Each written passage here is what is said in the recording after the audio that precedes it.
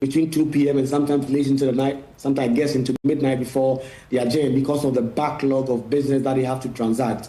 As a number of MPs have been raising concerns about that, the leadership are assuring that they are going to put in place measures to ensure that MPs are not overworked. And that will mean that if you are going to sit for 6 days, they're going to prioritize the key business. They must come as early as possible. And that is why members of Parliament have said that Parliament has been sitting since the start of June. If there were any business, the leadership should have brought the business to be done so that you don't require MPs to sit between Monday and Saturday. There are also MPs who are raising concerns about constituency time, where MPs have to go back to their constituencies on the weekend and then return on Monday for Parliament business to start on Tuesday.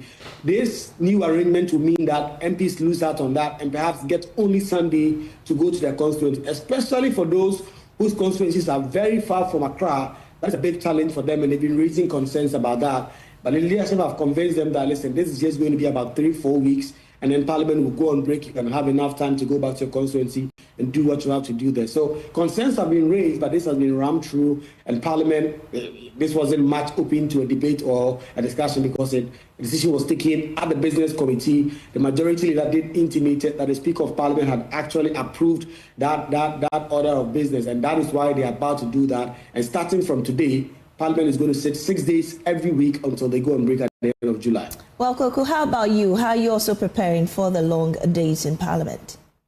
Well, the conversation around journalists is usually that members of Parliament, the leadership, when they take these issues, they don't factor in journalists who are covering. Obviously, we do our work, not for Parliament, we do our work for our various media houses. And so whatever arrangement that is there, we do that with our various media houses. But as always, these are things that we expect. We are well prepared to be able to go through this, to be able to report on the key issues that are happening on the floor of Parliament and outside of it to the Ghanaian public. And so long as the members of Parliament are on the floor transacting business, we will also continue to be there. Well, we'll definitely get those updates from you. And that's Kweku Asante, parliamentary correspondent, giving us the very update from a Parliament. They're going to be sitting, occurred at Dabayin near Goma Buduata Junction along the Kaswa Winneba Road in the Central Region yesterday. A statement by the Central East Regional Police Command reads that the command has arrested a suspect in connection with the incident that occurred in the early hours of yesterday, Sunday, 6 July 2025, at Dabayin near Goma Buduata Junction along the Kaswa Winneba Road.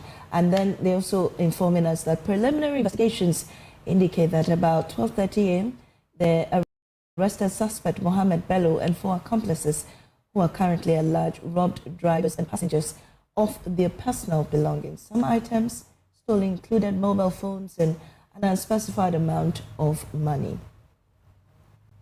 And through swift and vigilant police action, the suspect Mohammed Bello was arrested in the vicinity while trying to escape. A search conducted on him led to the retrieval of cash amounting to 3,740 Ghana cedis, 2 Samsung smartphones, 1 Tecno Spark 20, an Intel keypad phone, an Intel power bank, a lady's purse, 5 sticks of cigarettes, a wristwatch, a headset, mobile phone charger as well, head, as well as a pair of sandals, which has been identified by one of the victims. So he's currently in police custody, assisting with investigation, while intelligence-led operations are underway to arrest the remaining members of the gang and bring them to justice.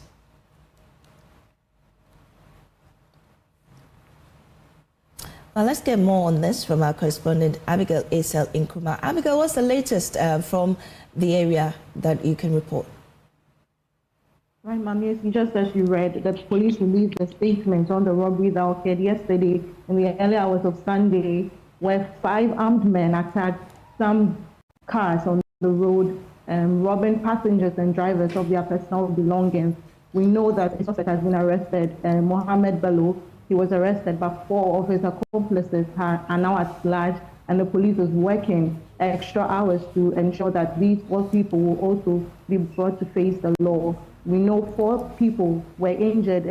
Received various degrees of gunshot wounds, and currently receiving treatment at the hospital. I tried to reach out to the PRO of the Central East Regional Police Command, and he says investigations are still ongoing, so they can't really give a lot of information, but they are assuring us that they'll be providing a comprehensive update after the investigations. So 4 people are at large, and the police is working extra hours to ensure they are all brought to face the law. The victims of this robbery are particularly grateful, especially for the swift response of the police in arresting one of them, and they know that the police will be working hard to arrest the rest. The police are also urging the public, especially those who were victims of this robbery, to come out and help with the investigation so that all these 5 persons can be arrested and be brought to book. Well, I hope nobody was injured or killed in the operation. No one was killed per the police statement released, but we know that 4 persons sustained various degrees of gunshot wounds and are receiving treatment at the hospital, but no one has been reported dead. Thankfully. Thank you very much, Abigail Issa, for that update. Well, away from that, brace yourself for colder days because the aphelion phenomenon has started. This refers to the point in Earth's orbit where it is the farthest from the sun and occurs annually in early July. Well, let's engage Joshua Asamoah. He's a senior forecaster at the Ghana Meteorological Agency. We're grateful for your time on our desk this morning, Mr. Asamoah.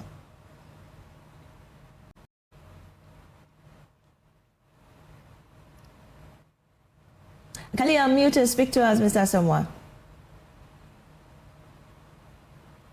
Yes, thanks for having me. Yes, and good morning. Good morning. So explain to us really what this phenomenon means. All right, so just like you explained, this is the time of the year when the sun is farther away from the earth. Okay. And what happens is that the sun is the basic driver of all the weather conditions that we get across the globe. And so areas where you have the sun, that is the areas you expect a lot of convection to happen. They suppress more of the activities. What you see most of the time is that high pressures build over the ocean, and we get lower pressures very far inland around northern Africa, the area there about. And so winds move from the ocean to feed that low pressures in the northern portions of Africa. So we get a lot of cloud cover around that time. And so if you've realized, you see that July, August, and early parts of September, there's a lot of cloud cover for most places in the country.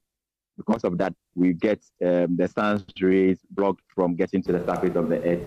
And so temperatures tend to be naturally cool around that time. That's what makes the month of August the coolest month in the year. So that's what we are seeing. It's not something that is extraordinary. It's not going to cause any devastating effect. Just that for people who are sensitive to cold weather, they will have some bit of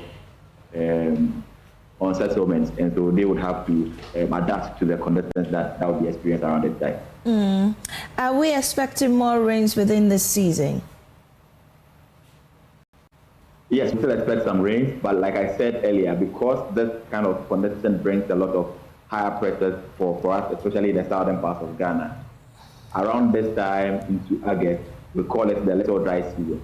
So it's not the dry season itself, but then it does not give us a lot of rainfall. The kind of rainfall we'll see from now till the end of August will mainly be the drizzle kind or the slight rain intermittently. You don't expect most of the more of the heavy rainfall, the convective rain around this time. Areas where we expect more rains to be seen now will be the northern portions of Ghana. So see the thunderstorms, the lightning flashes, and all of that. But for us in southern Ghana, the kind of rain to the opposition New Patriotic Party's flag-bearer elections, the race is getting keener, with all camps reaching out to all who matter in a bid to get the nod. Today we engage Dr. Dixon Adomako-Kisi. He speaks for Brian Acheampong's camp, and he's here with me in the studio. I'm very sure we're going to have an interesting conversation about Brian Acheampong. You're welcome, Doctor. Thank you very much. I'm very happy to be here. Oh, nice to have you here as well. But let's do the week from Monday to Saturday to get work done. In such a situation, how does it go? How does the operations, go for you? Well, the beauty of parliamentary work is that a lot more work is even done behind the scenes. And I think that you need to make time to go through the documents. And what I mean by that is the various bills and unfortunately, many of them are in different committees. So you tend to focus on whichever committee you're on and its bill. That's on, kind of work shift for MPs. They go through a lot to, the processes, the work that they have to do. And then you push so much work, getting to the end or getting to reach